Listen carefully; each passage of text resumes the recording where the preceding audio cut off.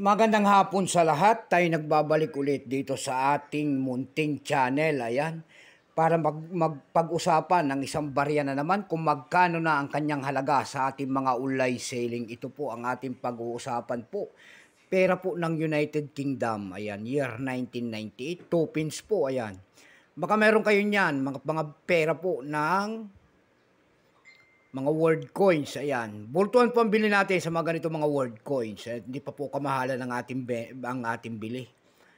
Titingnan lang natin ang kanyang presyo sa ating mga online selling kung magkano na talaga ang kanyang mga halaga. Ayan. Maraming magandang hapon lang po sa lahat ng ating mga subscriber dyan at lahat po ng sumusuporta dito sa ating munting channel. Taos puso po ako nagpapasalamat sa inyo. Maraming salamat in God bless. Yun naman po, hindi pa po nakapag-subscribe, baka pwede naman makisuyo. Pakipindot naman po sana ang ating subscribe button, like and share para ma-update naman kayo sa mga latest ko pang gagawing mga video po. Kung gusto nyo po ang mga content na ganito about coins, ang ating pinag-uusapan kung magkano na ang kanilang mga presyo. Ayan, bago yan, kilalanin mo muna natin siya bago natin makita ang kanyang presyo. Issue po nito ay United Kingdom. Period po nito ay Queen Elizabeth II, 1952 hanggang 2022. Type nito Standard Circulation Coins Years. 1998 hanggang 2008. Value nito 2 pence. Currency Pound Sterling 1971 up to date po. Composition niyan copper plated steel. Mga magnet po.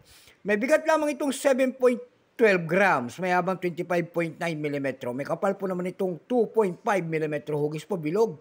Orientation niyan ay middle alignment. Number M-7389. Reference number KM-987. Ito po year 1998 na ito. Ito po ay 22%. Kung ilang piraso naman ang ginawa ng United Kingdom sa barya na hawak natin, ito po ay 115,154,000 piraso po. Ayan. Binigyan na rin ng presyo yan doon sa ating numista. Yung kanyang almost uncirculated 30 lang. Circulated po ay 33 pesos. Tayo na may dumako sa kanyang mga presyo sa ating mga online selling tulad ng eBay.com. Sa eBay.com po, mayroon na tayo nakita nagbebenta doon ng $6.50. Nasundan po yan ng $4.80. Dako naman tayo sa pangalawang website na ating pinuntahan kung tingin-tingin ng kanyang mga presyo doon.